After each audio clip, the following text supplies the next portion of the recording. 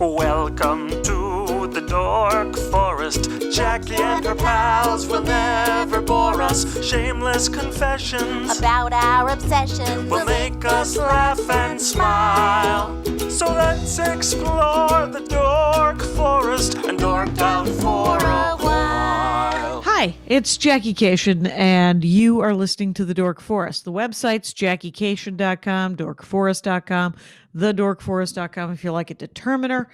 Let's do the credits. Patrick Brady's going to fix this audio and video. Vilmos works on JackieCation.com, and Mike Ruekberg sang the song with his wife, Sarah. He composed it, and he will sing his version of the Mexican hat dance at the end of this show. Thank you so much for listening to The Dork Forest. Here's a scoop. I'm doing stand-up online. A lot of Zoom shows will eventually go back on the road. Sign up for my email list. It's easy to get off. It's harder to get on than it is to get off. And no harm, no foul. If ever bored, JackieCation.com, sign up for the email list. You'll find out about my weekly Zoom shows and stand up on the road eventually.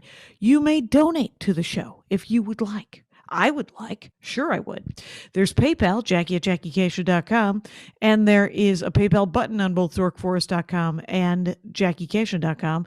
And there's Venmo, if you like Venmo, Jackie-Cation, oddly enough. If you have listened to all of the shows, go to dorkforest.bandcamp.com, I think. The Dork Forest has a Bandcamp page. You can listen to a lot of ones that are free from pre-2009 when I started pre-recording.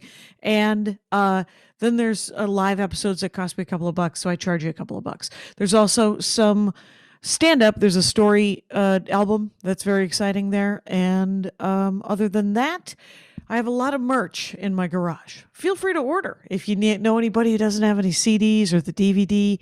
And you can follow me everywhere at Jackie Cation. Let's get into the show. Hi, Jackie Cation in my garage. That's right. It's the Dork Forest Rangers, and we're just going to talk. Today, we're talking with a sketch comic podcaster, lefthandradio.com, Adam Bozarth. Hello, Adam Bozarth. How are you? Hello, Jackie. I'm great. It's so great to be here to talk to you. Yeah, super fun. I like how you framed yourself there. It's nice because it shows sort of the background as well as whatever. Yeah. I don't know. Dork Forest. Oh my God! Yeah. Look at. Oh, you it's might that little actually. Personal touch. It really is. It really, really is. Well played, Adam Bozarth. It's at Left Hand Radio on all the things, right? As in addition to being lefthandradio.com, it's on Instagram. Yeah, we're on Left-Handed Radio's on Instagram and Twitter, Twitch. We've taken a little bit of a break with Twitch. Sure. Do you do Twitch? But you're familiar with Twitch. I'm not familiar enough with Twitch to put this on Twitch. You would think that I could, and I have all kinds of tripods, and I could just stream it live on TikTok. I could do all kinds of things. None of that's happening. Okay. So. Is it left hand or left-handed? Left-handed. Oh, ED. Yeah. There we go. All right. I had that wrong. And let's... it happens. It happens. Left-handed. Are you left-handed? No. Is Anna no, your co-host? Yes. No, I'll tell you where the name came from. This one of the first... It used to be a bigger group of people. Okay. Yeah. So like we had... our friends Stan Chamberlain, Matt Little, Brett White, Taylor Moore. One of the first meetings we had where we were reading a bunch of sketches that we all had written but didn't have a place to put anything. My friend Brett White wrote this sketch where the X-Men are about to, fight some bad guy, and they're in this parking lot, and they just keep commenting on how they smell weed somewhere, and they can't get it together enough to fight the villain because they're just so distracted. And I think at one point Wolverine refers to joints as left-handed cigarettes, and I was just like, that's such a great phrase. That really is, and something Wolverine would say. Yeah. It feels Canadian, right? It feels Canadian. It feels in he's also hundreds of years old. It's a Joe Biden-y kind of thing, It feels. I feel like sometimes that Wolverine is the Joe Biden of the X-Men, more powerful than you could imagine, and yet and yet kind of a goony bird. Deceptively sturdy. Deceptive and stocky. Dude's got it. So, but here's the thing: we're not here to talk about the X-Men, though I suppose we could. We're here to talk about Star Trek because that's what. Have you been watching? Have you been back? Yeah. Did you back up and watch a lot of Star Trek during the last 16 months? Yeah, I had never seen, well, that's not true. I had probably watched a handful of the original series. I think I had seen the mirror episode of Star Trek. Wait, you're talking William Shatner, right? Yeah. Okay. Yeah. And maybe like one or two more, I think, out of curiosity, maybe to get a couple of jokes that are in other, antecedent entertainment. But right, just for research. Exactly. Yeah. But my partner in all things, Anna Rubinova, she was producing a Star Trek recap podcast called Treks in the City. And So, I think I've been. So, Alice and Veronica, they're great. And, I do. Anna heard so much about this show and was just like, it sounds good. We should probably watch it. And we didn't have anything else to do for about a year and a half. So did you start with the OG? Did you start with the original Star Trek? Good call. Well, Good call. We exactly. You have to fall in love before you go back. Yes. So what did you start with? We started with Next Generation, and that first season is it does feel like they're kind of warming up into stuff because there's like some weird first season episodes like where they happen upon the space Irish people, Yeah. There's a lot of first season. There's in sitcoms. There's first 3 episodes. Yeah. In Star Trek, there's literally first 18 to 22 episodes. First 3 seasons. Yeah. Yeah, where you're just like, why are there 6 good things in this first 2 seasons or whatever? Yeah, it is brutal. I don't know why I stuck it out. And I I balk a little bit, even though they have gotten actually better. Though, okay, so you watch Star Trek: The Next Generation, which I forget. Is there like 11 seasons of that? What are we talking?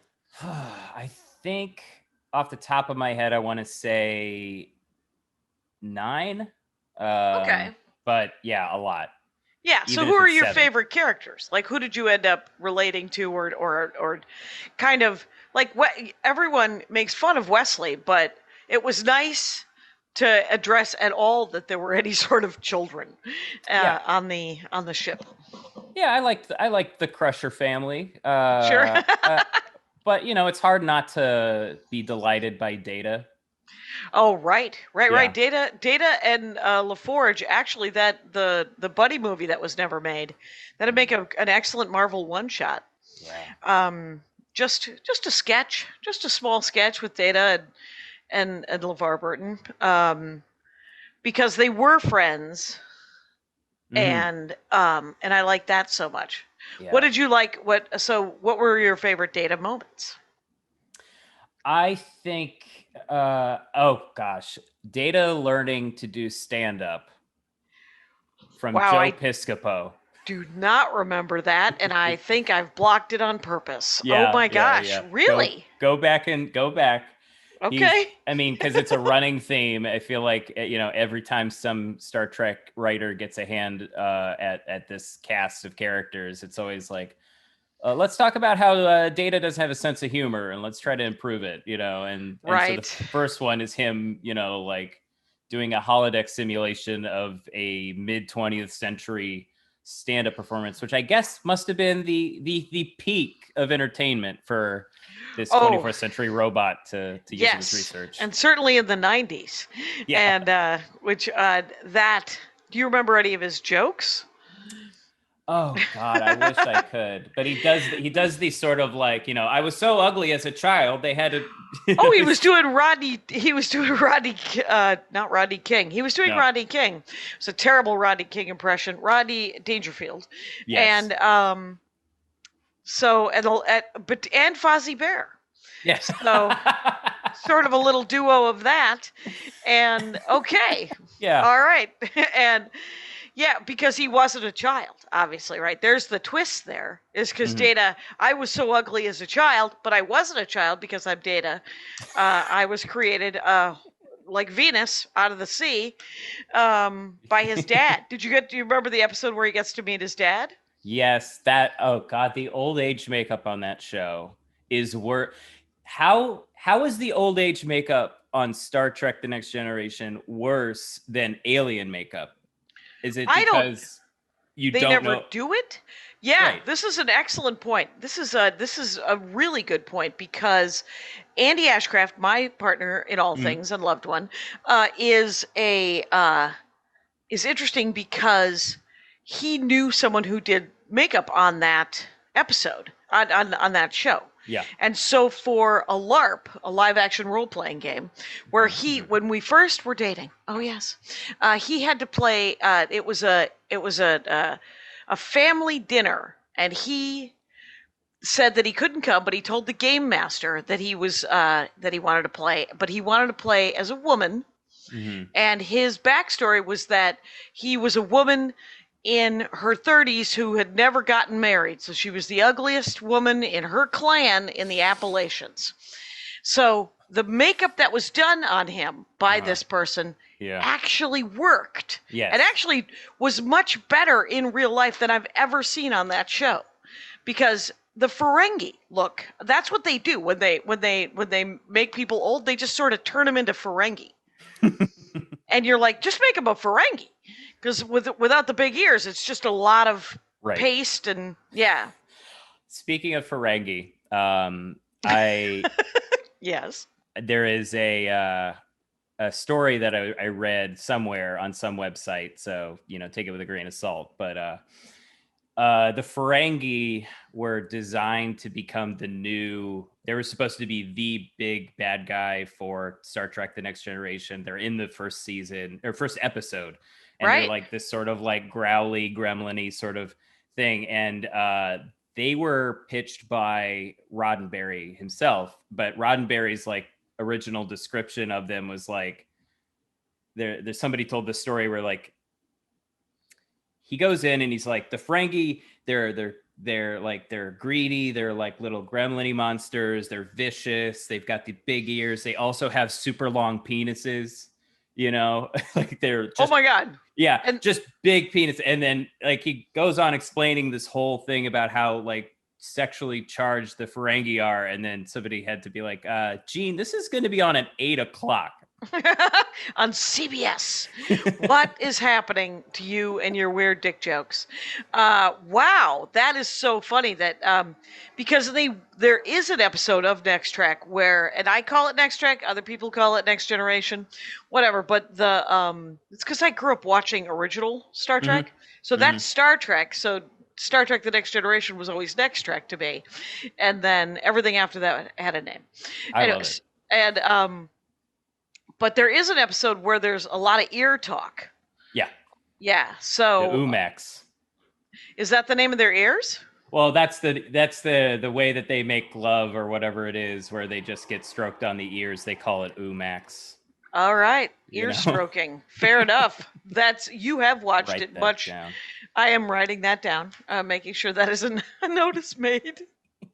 Because I desperately want to play a Ferengi on lower decks. But yes, oh my gosh, Jackie, you would be so good at that. It would be perfect. I want that. I've been trying to get more into voiceover stuff and do more cartoons. I got to do the 3 lines on Bob's Burgers. One of them was, "Oh, thank you for." I do some acting, you guys. That was you. That was me. Sure, you heard it. But yeah. So the Ferengi, the Ferengi are so. They're some of my favorite characters, just because I come from salespeople, and there's all of these sort of rules of what are the Ferengi rules called? The rules of acquisition. Thank you very much. Yeah. Yeah. So I would say of all the and I think I started liking them most in Deep Space Nine. Yes. But so did you get through all of Star Trek: The Next Generation? Got through all of Star Trek: Next Generation. We are almost done with Deep Space Nine. Deep Space Okay. Nine, I think, is my favorite series. We're also like halfway through Voyager right now. Okay, so you guys are doing a parallel track. Yeah, Of yeah. You're just like, well, let's watch an hour of that, an hour of this, and an hour of that, and an hour of that. That's cool. Voyager was my favorite for a long time, just because of it was the first woman captain, and Yes. Janeway was so cool, Yes. and I liked the Native American first officer, Yes. and it was just it felt, and and the doctor in that one made me laugh. Oh yeah, Robert Picardo. Yeah, Robert Picardo, the actor, who is in everything, and but he was wonderful actually in it, and they gave him a personality, and that was one of my favorite things about it. So, who are your favorite characters in Deep Space Nine? I think yes, Quark, definitely Quark. I think because Quark is supposed to be the comic relief. He's supposed to be this sort of like laughable character, and Armin Shimmerman gives him so much like gravity. There's like an episode where we meet this woman who Quark used to be in love with, and they had to, whatever, like she's like a space criminal or something, and it didn't work out, but there's this whole like what could have been and how much he loves her, and it brought tears to my eyes, and I'm like, why am I crying over Quark? Right. The thing is the greatest thing about science fiction is that it can come at you on a sideways or top down, where all of a sudden you're having emotions and you're like, that's a giant dinosaur looking dude. Why has anime brought me to tears? When they spend most of their time growling at each other in the sky and then making fun of food. But those are sweeping. I get it. People who love anime. But I also really, really love Avery Brooks as Captain Sisko. Yes. He is a captivating actor. I think he's just one of those actors that, like, as soon as he gets a scene, you're just like, how's he going to play it? What are these choices that he's making? He's got this incredible delivery, That's interesting. So you're looking at it from the acting perspective. Yeah, at a certain point, I guess, like, maybe that's because I'm watching it now as a, I don't want to say as an actor, but as a person who does acting. Let's say it that way. Right. We live in Los Angeles. Anyone could call themselves an actor. Sure. It's sure. What the heck? But it's to hang that series on him. It's such a great. He's well cast. Mm-hmm. He's got that cadence, not that cadence. It's like he has a cadence and a delivery that is specific onto himself, like Christopher Walken or Pacino or something like that. Like, he delivers lines the only way he can, you know what I mean? And that for a show that's like basically like Space Deadwood, you know what I mean? He's acting as hard as Al Swearingen, you know what I mean? Like, right. He is actually he's all I know, and I don't know a lot about acting, is that that when he is on screen, that is where my focus goes. Yes. Like his stage presence and his screen presence, I guess, is so intense that you're like, I don't even care what he's about to say. Yeah. It's probably very important. So, he was easily the best thing out of Spencer for Hire. Yeah. So, I don't know. And I couldn't watch Spencer for Hire because I had accidentally read all of the books. And so, the guy who played Spencer was just a little too watered down and a little too good looking. And I needed him a little more grizzled, like sort of a Brian Dennehy kind of guy would have been more to my taste, I think. And and then Avery Brooks playing with Brian Dennehy would have been kind of epic because at any number of times, I don't know why I'm doing this to you, but because now I'm talking about Spencer for Hire. But any time during the the books Spencer for Hire, the character Hawk, who Avery Brooks plays, has to remind people that he's not Spencer's fucking sidekick. He's like, I am my own person over here. We are friends. I am helping him. He would do the same for me. You are out of your goddamn racist minds. And so it is. He's such a great character. Yeah. And he doesn't even do it enough. Like, that's where you want to, where you wish Robert, what's his face, who wrote the Spencer for Hire, would have made it part of every. Yeah. Would have made it say somehow not those words, but something. Every book that Hawk is in is actually one of the better books. So How many Spencer for Hire books are there? Like, well, he's still writing. He's been dead for 6 years. It's an amazing work is being done. Yeah, one of those. I think they're just taking a comb and going through his notes and cobbling shit together. But I would say the first 12 are pretty good, and they're all written in the 70s and 80s. So most of them are 220, like 200. They're like pulp sized. okay. And I started reading them in the 70s because they sold them at Kmart, and I lost my library card for a little while, so I started stealing books from Kmart, which lowers what you read. It really narrows the field as to what you might want to start reading. Do you mind if I ask a personal question and ask how you lost your library card?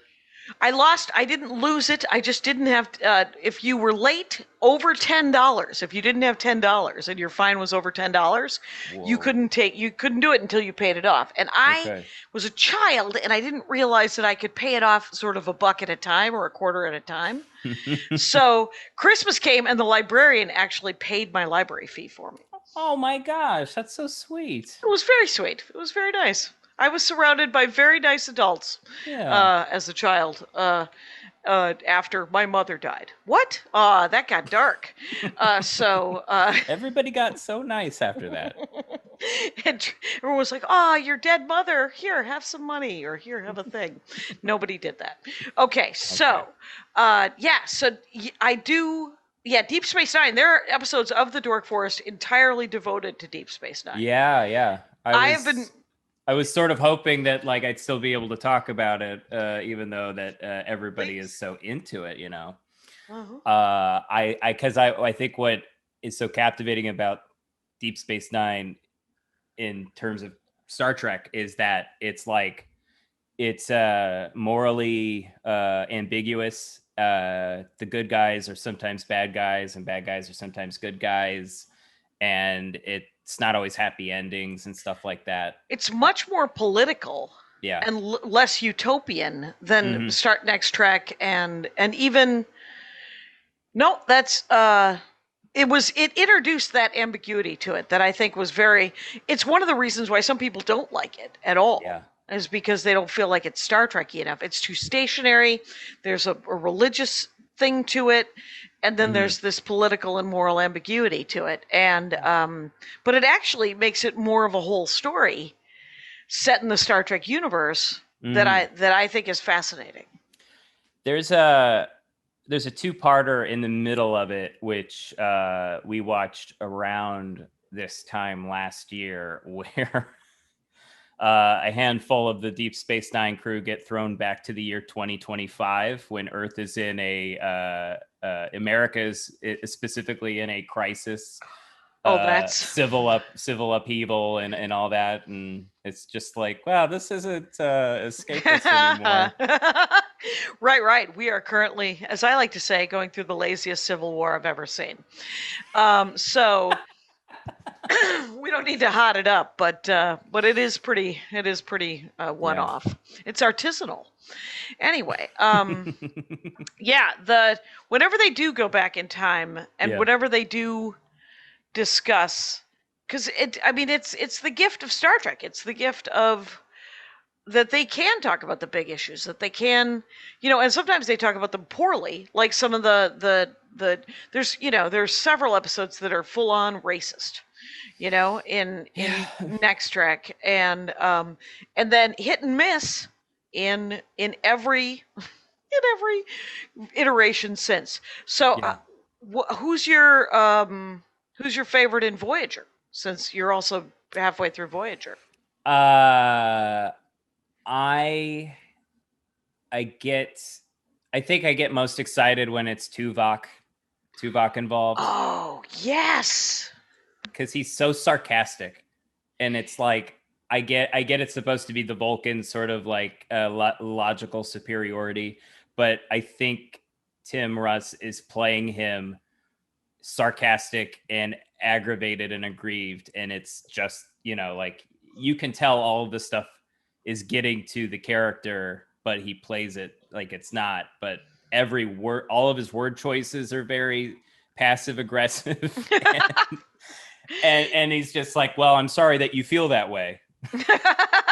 Which is the worst non-apology in the whole world. Coming from Tuvok is so perfect. You're right. He is playing just, what that does? That opens up the world of Vulcan so much more. It makes you realize that there are nice Vulcans, sarcastic Vulcans, Vulcans full of love, Vulcans full of hate, and they're all trying to be without emotion. Yeah. But all of those things are emotion. That is fascinating. So sarcasm, it's not a depth of emotion, but it makes you think, oh, he's irritated. Yeah, it's a hint of something. What about you? What about who's your favorite person on Voyager? Well, obviously it's got to be Q. Occasionally, it's sure. Q will sweep in and create. Like, he'll want to undo whatever he did, but he can't undo whatever he did. And he's just like, oh, you still remember that? And this seriously reminds me of some family members where it's just like, no, we just, why would you bring that up? That happened like, I don't know, 3 years ago. That happened 30 years ago. My family's a big fan of, you're not 7 anymore. Get over it. Yep. And I like Q a great deal. I always like it. I forget the name. I haven't watched Voyager in so long. The Native American first officer. Chakotay. Yeah, Chakotay. Chakotay? Is it Chakotay? Chakotay. They go back and forth. It feels like everybody has their own pronunciation of it. Fair enough. And he's good. He's great. He's good. He just seems, like he's sort of the perfect. He's kind of like Frakes. Yes. But he has that parallel. He's like, I'm supposed to be the first officer, so I am incredible. I'm very supportive of my superior. Yeah. But I also have to confront my superior. So I like that dynamic. I love an ensemble cast, and I do like a team out in space. Yeah. So speaking of Frakes. Mm-hmm. We didn't get to talk about him before, but I think I think I like him. I think I like Riker more than I like Data. I think because he's such this sort of weird, swaggery sort of character who also plays the trombone, which is it was like, did that get you any action? Yeah, there possibly seems to have. Sure. That's how good at the trombone he is. He's let's see, Frakes. Frakes is also captivating. In as much as like it's weird the way that he like plays the instrument of that character. Yes. Where it goes it's super intense, super smarmy, charming, sexy, does all of these different things with this character, and it's very believable and watchable. And I think we also decided he looks the most like a giant cat, like a giant house cat. Right. I think if he feels like he's probably pretty hirsute underneath all those clothes. Yeah. I bet she's a hairy dude. I think I read somewhere that they had to like digitally remove back hair from him and some. It's something because it was pre the men getting waxed. Yeah. And they were just like, it's actually distracting. We're gonna have to digitally remove that. Yeah. But he is.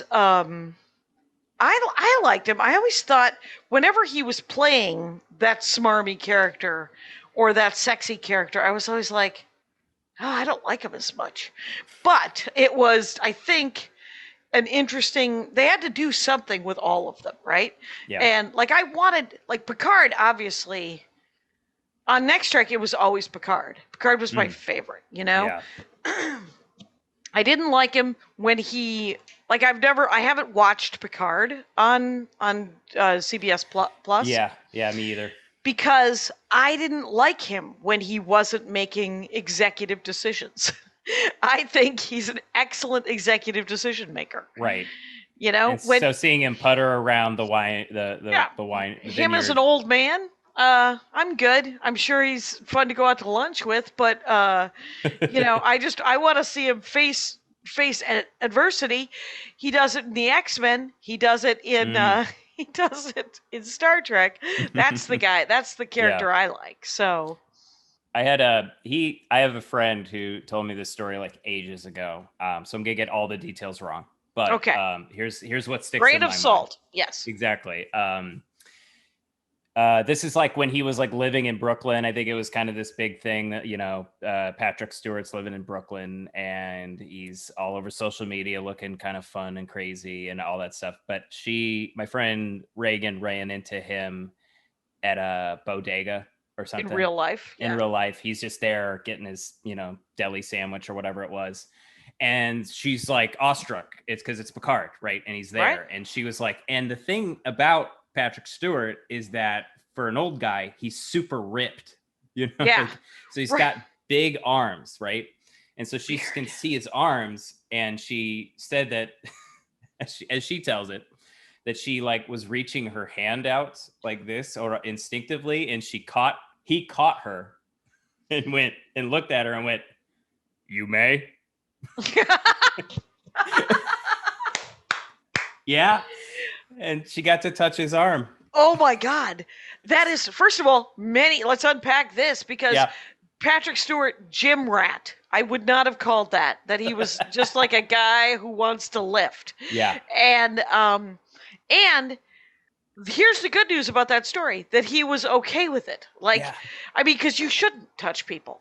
When I first moved to Los Angeles, I saw William Shatner on the street and I followed him for almost 2 blocks. And then I was like, what are you doing? Leave him alone. And I went away. I didn't. That's probably smart with Shatner. I don't know what you're going to get from him. You don't know what you're going to get from anyone. And but you're right about Shatner. I did not know. I will say that and I've told this story 1,000 times. The one time I worked with Lily Tomlin, I was running by, we were on the lot, and I ran by her dressing room, and she poked her head out, and she actually remembered my name, and went, "Where are you going, Jackie?" And I said, "To look for famous people on the lot." And she said, "What am I?" And chopped liver. And I said, and I stopped, and she goes, "Nope, keep going." And so she didn't want to hang out. She just wanted to make fun of it gently, and then just sort of. But it was one of my favorite interactions with the famous. I get so nervous anytime I actually see a celebrity in person, and like I don't have it in me to go up and talk to anybody. I mean, like, even, you know, like I'm a fan of yours, Jackie, and this is very nerve-wracking. Oh, good Lord. At least we had like, okay, we can talk about Star Trek. We have so many things in common. Adam Bozarth. Right. By the way, I am talking to Adam. Let's talk about it. Let's talk about who I'm talking to. Rangers, lefthandedradio.com. Adam Bozarth, you guys, Bozarth. You guys have sketches and stuff I saw on the website too, right? Yes. You have podcasts, sketches. We do. It's sketch and improv these days. It used to be like all sketch. We used to put out like a sketch album's worth of material every month, and that's a lot of work. And holy smokes, that's insane. So yeah, we took a couple of breaks. Of, you know, year breaks here and there because it's a lot of work, and then you have to pay your bills and right. And but everybody could go into the vault, right? Is it still up? Everything's still up. The vault is available on Patreon, so we're putting it behind the paywall. Everybody's so I mean, different tiers. I have a Patreon with Laurie Kilmartin. By the way, Rangers, just a donation button. Knock yourselves out. But the Patreon for Laurie Kilmartin, we don't do anything. Yeah. On the Patreon. Yeah. So we don't have any tiers. So so my whole thing is everyone has $1. if they're listening to the Jackie and Laurie show, just set, and by the way, Rangers, you can all set up a monthly on PayPal where I don't have to, and then I'll get 88 cents of that dollar because they take 12 cents. But so Patreon, I don't know what your tiers are like, but is it the basic tier to get the vault? $5 for the vault, but $1 you'll also get episodes early when we get them done early, and a handful of bonus material that we don't put up on the regular feed. So if you guys end up going to Left-Handed Radio and liking it, it's we're talking $60 a year, which is it's not even a cup of coffee, really. Yeah, hop on, hop off. Right. Yeah, hop on for a month. Try to binge. You guys do whatever you can, and then bail and come back. Listen for free. That's all I care about. I want more people listening to this thing. It takes a lot of work. Anna and I work really hard on it. We get a lot of fun people to get involved, and I think if you're listening to this show, you're gonna love our show too. Right, because I think that you've both worked a lot with Thrilling Adventure Hour and the election Profit Makers. Yeah, we were doing production for them. Like all the sort of sound design you might expect from Thrilling Adventure Hour is also featured in our show. Fair enough. Like old-timey radio. Old-timey radio, you guys. I wish there was a better term for that. It sounds awful, right? I mean, old-timey radio. Right. Well, doesn't it sound like I'm like opening up a podcast antique mall or something? It's Joe Biden's old-timey radio, and it's Wolverine's old-time. It's cooler than it's cooler. So, but I mean, so people should give it a shot. Left-Handed Radio. What about the currents? Are you trying to keep up with anything after? Like, are you doing Scott Bakula? Did you try to do any of that? I've been told to kind of avoid Enterprise. I've heard Enterprise is supposed to be disappointing. Scott Bakula's name rhymes with Butt Cracula. I mean, there's nothing wrong with that. It's I always liked him on Quantum Leap. Yeah. Well, what's your feeling on Enterprise? Couldn't do it myself. Was hoping to get some sort of like a positive feedback loop on that, but nobody's doing it. I've watched the first 2 seasons of Discovery. Yeah. I have not seen the 3rd season yet. I've watched the first season of Lower Decks. Yes. Which is just a comedy. That's all it is.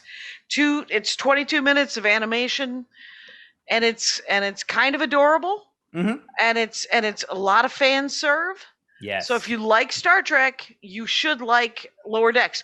Though you might be disappointed that they aren't more on the lower decks. They keep going to the bridge. Yeah, I think it's good. And what's his name? Jack Quaid, who's in it. Yeah, Dennis Quaid's kid, maybe. Dennis Quaid's kid. Yeah. Yeah. Okay. He's in The Boys, but I like him better on this. He captures what I think is good. He does what I think he does well, and a lot of people do this. And I know that you're doing more animation VO stuff. Is that it's VO acting is not screen acting, right? VO acting is exaggerated, and you almost have to.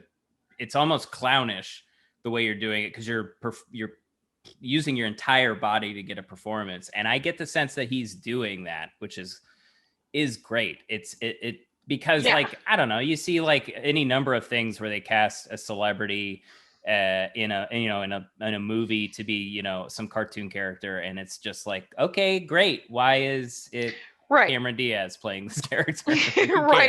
right.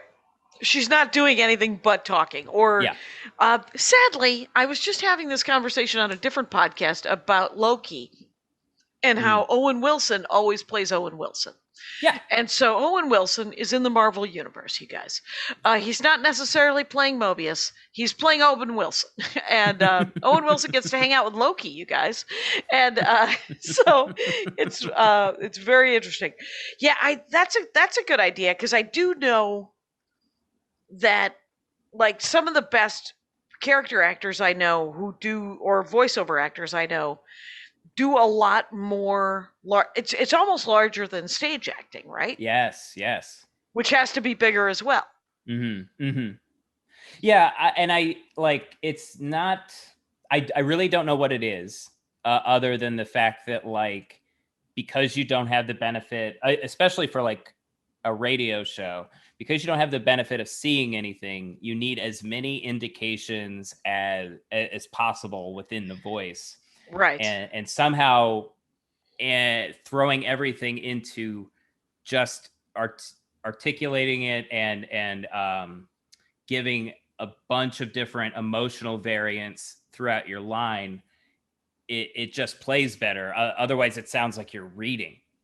Yeah, right. I did a sketch series that was just audio. It was a radio show, Mhm. and it was about it was about a product that was supposedly going to cure baldness. That created a lot more hair. That was the twist, you guys. Is this the peanut butter solution?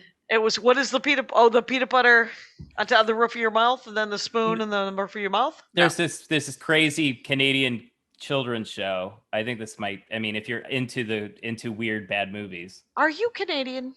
No, I'm not Canadian. Okay. Would you like to be? I have these paperwork right here. Yes, please, actually. Okay, all right. Can you fax Excellent. that over? I can fax it over. I'd fit in well there, I think. Anyway, Canadian show. It's that same premise where it's like a kid who's bald. He's a kid, and somehow he gets this magic recipe to grow hair, and it's peanut butter and a bunch of other stuff, and he puts it on, and the hair won't stop growing. But sure. The rest of the whole story in the movie is fairly psychedelic in the way that it unfolds. It's just a very What's it called? It's called the peanut butter solution. Oh, okay. Yeah. Yeah. My apologies. Okay. No, the peanut it's butter. fine. Sure. We're here to educate. Finally, I've learned something. No, this thing, it was I played the scientist who was the mother of a kid, a guy who gets all the credit for making it. Okay. And then ends up all of these sort of incel QAnon guys, which is of course sweeping. The bald does not necessarily make them incels or QAnon. I have a very controversial theory about the bald, which is that it's God's way of getting rid of that hair because you got a good looking head. But in the sketch series, I played the scientist who invented it. My son releases it too soon, and so there's a great deal of then these QAnon guys kind of adopt him, and then he's like, "Wait, you're QAnon guys? You're gross," and he's bald, and so I have to come up with an antidote for it. But they kidnap. It's a very silly, very fun little sketch, and I will try to find it and repost it. It might be called the balding solution. We don't know. It could have been very simple and just called that. But yeah, that was a cool voiceover thing that I had to do as the scientist. And so I had to make it sort of momish but nerdish. Yeah. So who plays the I think that they have a lot of great character actors playing sort of the bridge actors in Lower Decks. Yeah. Like Jerry O'Connell, I think is like the first. Who's the mom captain? Officer? I can't remember the mom, because Jerry O'Connell, I think that first officer is kind of based on Frakes.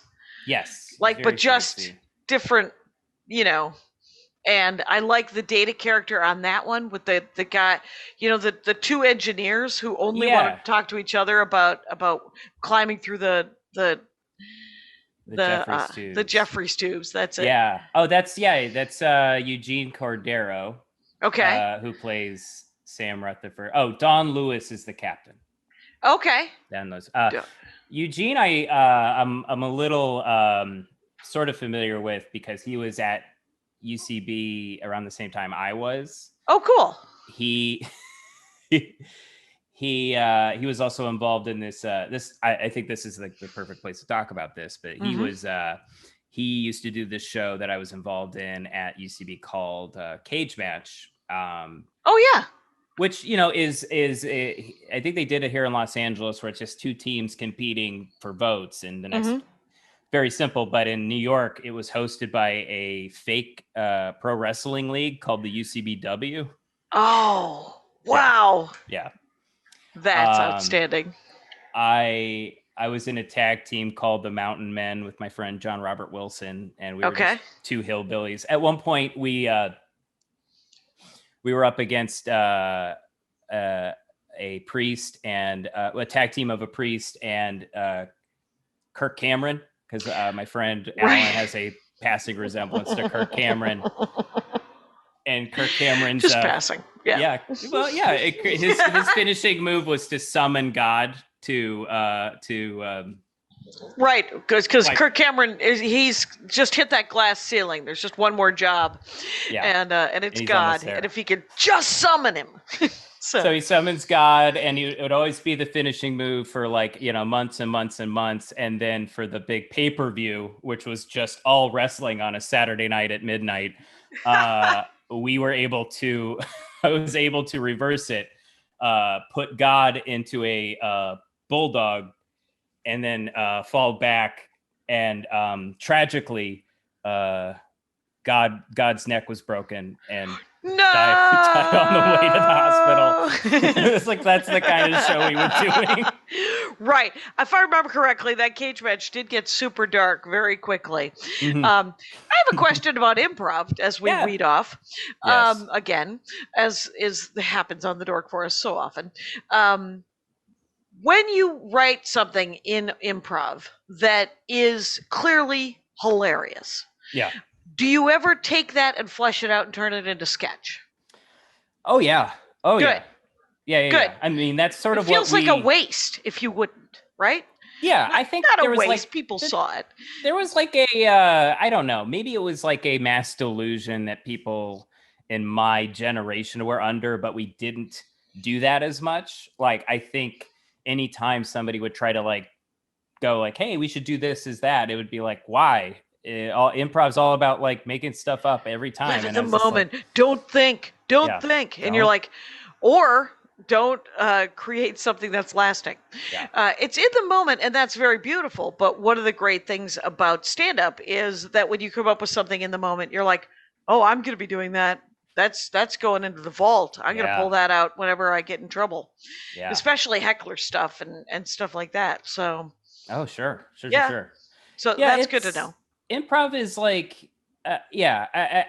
it's made to do that. That's the whole reason you're supposed to be doing that. And that's why they were doing it at Second City as a writing, idea generation tool. And the fact that a lot of what I was seeing, at least in my perspective, the ethos around me was just sort of no, man, you if you're funny, then you go out there and you create a new thing every time. And then, because obviously it's all talent based, you know what I mean? You're going to go right to the top. And it's at the end of at the end of a improv team's run, you kind of go well, I don't have anything to show for all that time. So that's sort of where the idea for doing a sketch podcast came from, was just I did a lot of work on this one thing and I have nothing to show for it. And I'd like to not do that anymore. Right. And there's some of that stuff can be mined for so much more. They're rich. They're what Maria Bamford calls a rich vein. Yes. That's a rich vein. You're going to want to get in there and tap it. So what's your experience with improv, Jackie? Have you done any of it? I've when I first started doing stand-up, there was a guy who came and tried to teach us how to do improv, and it was all those games. It was 1985 and 1984, so it was freeze tag and some game called 184, and it was 184 was a joke setup thing. 184 somethings walk into a bar, and the bartender says blah, and then and that's it probably has another name now, but And then there was, I think, a good 10 years, 15 years when it wasn't okay to even like improv as a stand-up. Yes. Because it had been vilified. I don't know. Yeah. You're just like, what do you care? And so when I first moved to Los Angeles, I remember there was a weird sort of Best Western over on Vermont that had stand-up in a basement. Yeah. Oh, yeah. And it used to also have sketch sometimes and improv. And one night there was improv, and the comics took it upon themselves to yell really. There's a game where you give a country, and then the person has to do a scene in the accent, sort of an English accented. And so and I was part of this. I'm not the hero of this story. We picked 6 different African nations and just kept yelling out different African nations. And the sketch group only had one African accent. So they became very angry. Yeah. And but I did take improv. I took UCB. I took the first series. And it turns out improv, much like stand-up, is a learned experience, skill. So I ended up going to watch. One of the things at UCB is you have to go watch a lot of improv. Yeah. And I got an appreciation of it that I had never had before. Because, for example, watching Sean Conroy, yes, and Matt Besser do stand-up comedy, do improv. Yeah. At no time did you feel like that? Because when you first do stand-up, this is true. I saw first doing improv, people just throw stuff at the wall, and a lot of it shows really the inner workings of your fucking mind, and and you might be an asshole. Yeah. So you throw gross things. You throw, in general, you throw dick jokes and gross things at the wall. Yeah. And if you're kind of a monster, you can get really sexist or racist or stuff like that. At no time did you feel like Sean Conroy was not in control of the narrative. Yeah. He was just literally going to go into his life. You were going to suggest anything. Yeah. A bicycle built for 2. Yeah. And then he was going to either talk about the song, bicycles, 2 people, fixing bicycles. Like, it could go anywhere. Yeah. Like his past, the future, a book he read 9 years ago. And it was never, I felt safe. Yes. Yeah. That's the best improv, is when you don't feel unsafe. You feel like it could be amazing, but you don't feel unsafe. Yeah.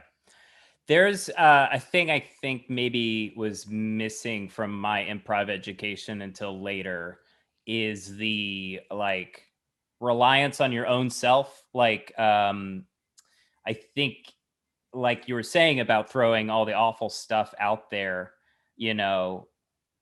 transgressive comedy has been really popular for a very, very long time, and it works because it's almost like you're shocking somebody into laughing, that you're saying something so inappropriate that, in polite society, right, it's funny. I can't believe that guy's that rude. I can't believe that guy's such an asshole. And then when you're stuck in a scene with somebody like that, and the training is just, no, agree with him and then add to it, then it's like two relatively normal people who might be a little bit of an asshole on the inside somewhere, to just unleashing the worst things that they can say at each other. Right. And it's boring. Right. It ends up being super boring.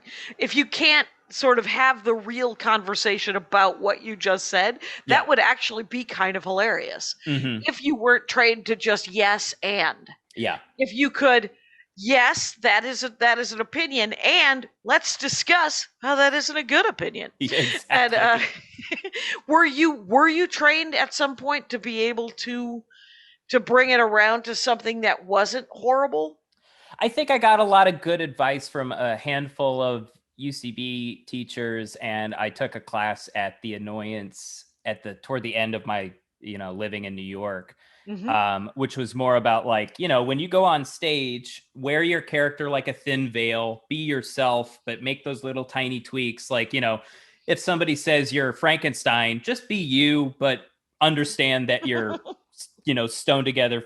stitched together from constituent parts, and you've been brought to life with electricity and all that other shit, but be you and see where it goes. And then Annoyance was very good about that's great. You deserve to be on stage. You have something to say. You are unique. Yeah. We're excited that you're on stage. That's a great message. The thing is because somebody just said to me, there was a comic who he some banana head on Facebook. I posted a political thing, or it was literally just an article. And so he did a lateral move, this comic, this other comic, and he was from an area that I have done stand up. So I asked another comic who's there, I was like, do you know this guy? And he goes, yes, you're going to want to try to get away from that guy. He's not horrible. He's a little, and this is a black comic telling me about this white comic. He said, he's a little racist, but your best bet is to just ignore him. He's one. And I said, is he any good? He goes, he was funny when it was enough to just be an asshole to be funny. And which is shock jockey kind of stuff, right? Yeah. And it's such a good, like, because people do deserve, like, everyone deserves to have a podcast. Everyone deserves to be heard. Yeah. And it's so, but if you take that's just a great message. I like that message. Yay. Yeah. What, we've digressed from Star Trek. Are you watching any of the currents? No, I think haven't got there. Once we wrap up with maybe this Voyager, or it gets pulled from Netflix, I think we're gonna start watching Discovery, because I hear it's really good, and the guy that plays Clem Fandango from Toast of London is in it, so I'm excited to. Who does he play? I don't remember the name of the character. Right. Have you seen Toast of London? I have not. Are you into the British comedy at all? The greatest British comedy I've recently seen, and this is a sketch group, I guess, who has a sitcom out, and it's on HBO Max, and it's called Ghosts, plural. Okay, yeah. It's a sitcom. It took me 3 episodes, like it all does with sitcoms. They're all 22 minutes apiece, and there's two seasons, and it is hilarious, adorable, and wonderful. What is Toast of London? Do you know Matt Berry at all? Are you not? I mean, like, not personally. Are you aware of Matt Berry? I've heard the name. What is that? He's in What We Do in the Shadows. He's Laszlo, and that he's also in Garth Marenghi's Dark Place. Okay, if you've ever seen that? Which, if you have, if especially if you haven't seen it, Jackie, I think you'd love Dark Place. Exactly. The premise of Dark Place is that it's Garth Marenghi is this horror author who's very down market, but somebody gave him his own TV show where it's set in this haunted hospital where all this paranormal shit happens. But the production values are, shoestring. The producer is his publisher, who cannot act, played by Richard Ayoade. and it's just this big mess, and there's little interview segments where they're just talking about what it was like to make the show. One of the actresses has disappeared since nobody knows what happened to her, but Matt Berry's in that. I think it's one of his first big things. But Toast of London is Matt Berry as a actor named Stephen Toast.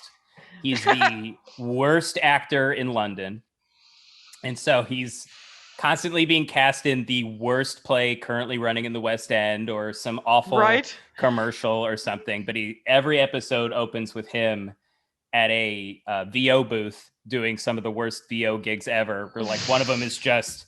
But he keeps working? Yeah. Okay, go ahead. He gets the worst jobs, but he does keep working. Like, one of the bits is like he's got a script, and all it says on it is yes. And they're like, can you keep doing it, Steven? Yes. Steven, can we get a no? Oh my God. Yeah. It's how long is Toast of London? Is it an hour? 22 minutes, 4 seasons, 6 episodes each. So okay. And Dark Place? How, is that also sitcom? 1 season, sitcom, yeah. Okay. Yeah. I will give that a shot. I recommend. I love giving you homework. This is amazing. I have been trying to watch. I don't understand how I could have run out of positive television. All that's left is everything super sad, incredibly well written, incredibly well acted. Yeah. So beautiful. Can't watch it. I think I've established that we're in the laziest Civil War ever. Yeah. I'm going to need to watch something a little lighter. Yeah. I've watched I'm rewatching Miss Fisher's Murder Mysteries, which is an Australian murder mystery show, and a New Zealand murder mystery show called Brokenwood. I'm also rewatching those. And though there's new episodes of those, which is great. Yeah, Broken Wood, Amazon Prime, probably on Acorn or BritBox or something like that. So, yeah, Broken Wood. It's Colombo, but set in New Zealand, in a town. Hilariously, at one point they tell us that it's the only town in New Zealand that did not shoot any Lord of the Rings. So you gotta love that. Anyway, so but every time I do a Star Trek episode, I want to go back and watch them. Did you ever go back? Have you tried any of the original series at all? Well, there's that episode of Deep Space Nine where they are thrown back in time and are inserted into the Tribble episode. So we watched that one just as a point of reference. And sure. It's also that one's weird because it's supposed to be funny, but it has all the trappings of 1960s comedies. So there's just, disaster unfolding while it's tragic. It's tragic for the Tribbles. It's like this is not yeah, like the ones I really liked in the original series are usually the Greek and Roman ones when they go to that planet where they meet the gods. Yeah. And then they go to this other planet. And I loved it because Spock was my favorite. Huge crush on Spock when I was 9 years old. Yeah. Who didn't? And when he's forced to kiss somebody, that was always important to me. And I was like, yeah, get him. And when he has, and then I consistently mix up Ponfar and parkour. So parkour is when you have to jump all over buildings and then you're forced to make out with someone. But Ponfar is when you're forced to make out with someone, but you have to get through an obstacle course to do it. So, and then have you watched any of the movies?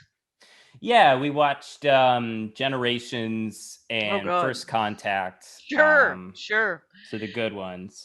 Well, there's I would watch. I believe the original Star Trek movies. It starts with. I think the good ones are 3 and 5.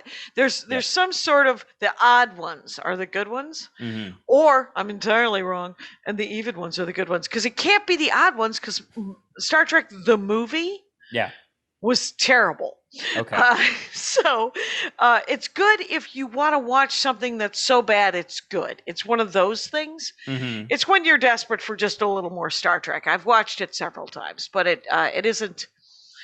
It's nowhere to start. It's no reason to start. Are you into the J.J. Abrams movies? Do you like those? They're okay.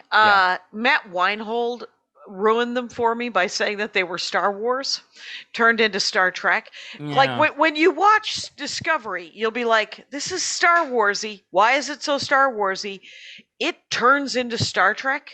The first season is super action packed. Yeah. And so it's really good. But it isn't super Star Trek-y until the last 2 or 3 episodes. Okay. Where all of a sudden you're like, okay, now I get it. Second series of Discovery, entirely Star Trek-y and awesome. And then when I get it, because I like Star Wars. I mean, The Mandalorian, absolutely nothing happens. But I'm on board because who doesn't want a distressed, I found this knife on the ground outside my house on a walk. Wow. Uh-huh. And it looks very Mandalorian. I've cleaned it up a little bit, but it has, and all it is it's some sort of carpentry knife, but it is incredibly terrifying. Yeah. Because it also has this serrated edge to it. But it's really good at, I found it, I tried to give it to somebody, like I went to, this was deep in quarantine time, right? Like, and I go to the guy working. He's just running this parking lot. I'm on a walk, right? So I go up to the parking lot guy and I was like, hey, I found this. And he's like, I still have mine. And he pulls the exact same knife out. And I was like, well, do you think somebody dropped it? He was like, you should keep that because there's going to be trouble coming. Whoa. Hi. Wow. Whoa. Okay, sir. Anyway, in other news, I used it to cut a peach this morning. Pretty badass. Yeah. I should not be armed. My middle name is Chekhov. So that is a new joke. I have this to say, Adam Bozarth. We have talked for an hour, and it has been fascinating. A lot of Star Trek, a lot of other things. Everybody, you should go check out lefthandedradio.com. Lefthandedradio.com has a lot of different stuff on it. Yeah. And if you like Dork Forest, you probably are going to like Left Handed Radio. So thank you so much for doing the show. Thank you for having me. This was so much fun. It was I just can't believe nice. It's been an hour already. I know, super fun. And Rangers, you know the rules out there. Take care of each other. My hat, my hat, my hat. They're dancing around my hat. My hat, my hat, my hat. Well, what do you think of that? If it looks like a Mexican hat dance and it sounds like a Mexican hat dance, it's most likely a Mexican hat dance. So take off your hat and let's dance. Yay! Oh my God. Why don't we just call that as the end of the show?